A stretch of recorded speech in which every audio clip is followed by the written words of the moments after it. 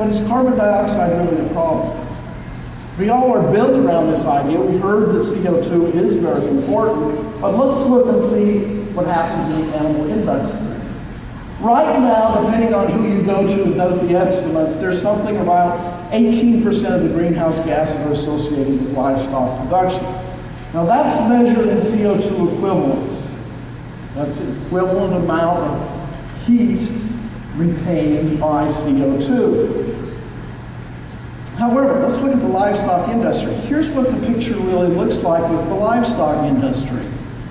CO2 only contributes about 4% of what comes from livestock industry. There are two other major components in the livestock industry or in agriculture that are more important. One of those is methane and the other is nitrous oxide. We don't even think about that. Now there's a lot of emphasis on methane control in the livestock industry, but nitrous oxide, who's ever really sat down and thought about that particular area? Do we have an emission control plan for nitrous oxide? It's a major one for us. It's a major problem for us out there. If you look at the relative amount of radiating force, the ability for this to release heat from the environment, you'll see that if you look at global warming potential for nitrous oxide, it's about 300 times what CO2 is. Methane is somewhere around 62 to 64 times. Those are our problems in the livestock industry. That percentage I gave you on the contributions from livestock, that's where it is. It isn't in CO2. And all this exchange we've talked about, while it's very nice, is somewhat irrelevant when it comes to the animal industry. So the other greenhouse gases, we talked about CO2 being the third largest in the livestock industry. The top two are in fact methane and nitrous oxide. Nitrous oxide persists. It sticks around for 120 years. That's about 300 times longer than CO2. It is the same thing that's true for methane. We have something that generates an awful lot of heat retention out there.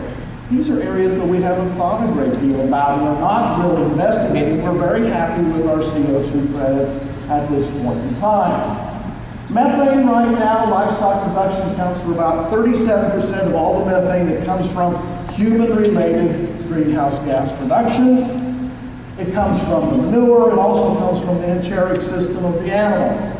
The digestive process itself generates that methane. The nitrous oxide, though, is one you probably don't think a great deal about. Nitrous oxide is considered to be laughing gas.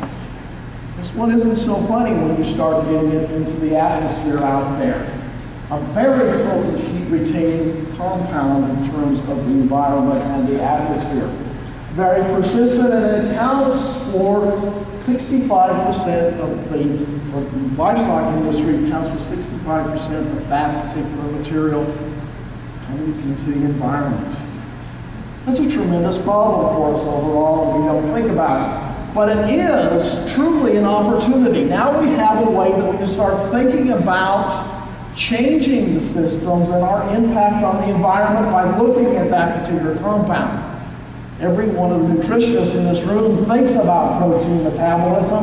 What we're doing with it, they don't think much about the waste in it, but it is there, and there is a role for animal agriculture